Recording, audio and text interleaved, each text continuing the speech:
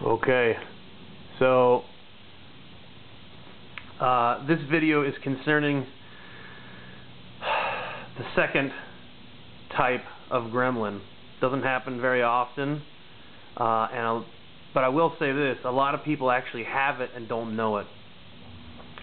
It seems to plague more experienced shooters, and there's a very good reason for that.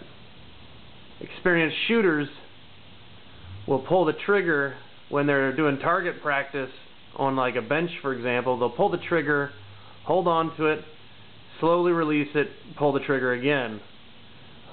Someone having fun, or a more amateur possibly, will pull the trigger, pull the trigger, pull the trigger, or they'll pull the trigger, let go, pull the trigger, let go.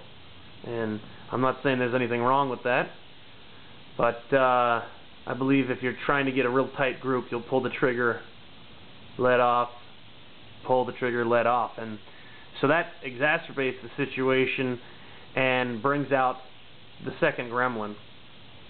I can fix the second gremlin, so that's the upswing of this.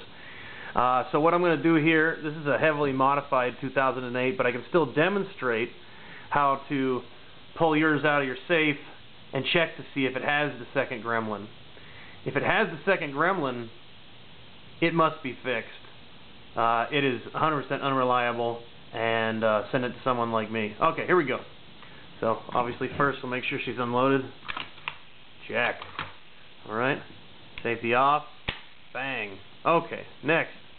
What you're going to do is, after doing exactly what I just did, you're going to pull the trigger. You're going to not let go. Do not let go of that trigger. You're pulling it all the way back. Okay, now this one doesn't have a whole lot of travel. Yours will end up like way back here. But pull that trigger. Okay, now what you're going to do is you're going to charge it. Don't let go of that trigger. Okay? Let go of the trigger. Alright. That's exactly what it should do. If you have the second gremlin, you're going to feel not just things locking up internally, but you'll actually feel the trigger push you forward.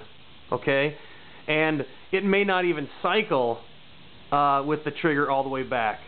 Okay? Because remember, those people that are taking their shots real slow, they're following it through. They're going creep, bang, and it cycles, and then they let it go. And they're going to do the same thing again.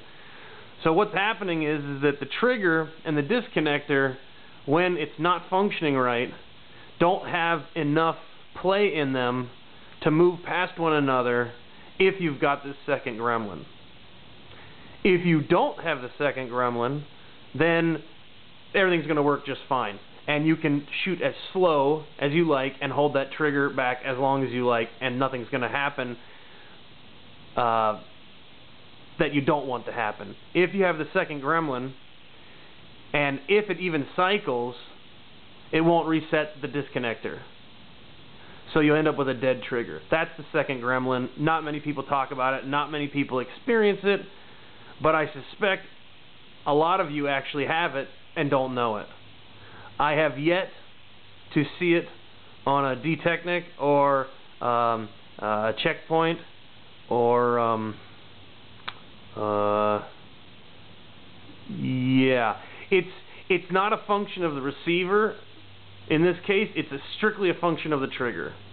And there's too much material in it, or too much material in the disconnector, and they need to be trimmed and mated properly. Something I can do for you if you're not up to doing it yourself.